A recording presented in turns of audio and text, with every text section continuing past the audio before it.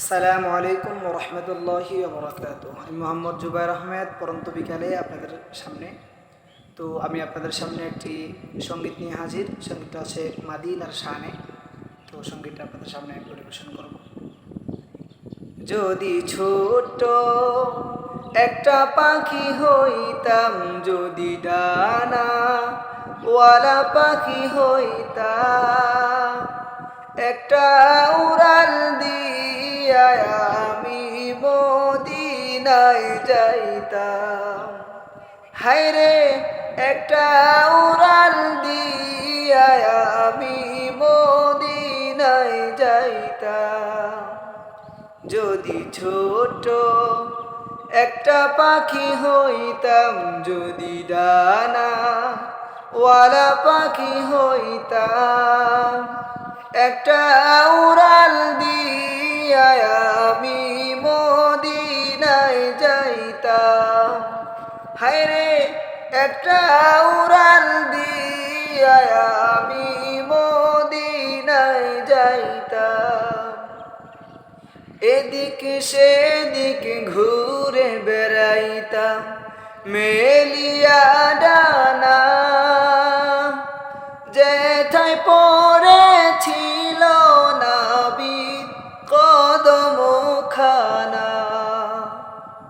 এদিক সেদিক ঘুরে বেড়াইতাম মেলিয়া ডানা, যেথায় পড়েছিল নাবির কদম খানা। চরম ধুলি চুমু খেতাম, চরম ধুলি চুমু খেতাম, বুকের মাঝে জড়াইতাম আমি, বুকের মাঝে জড়াইতাম।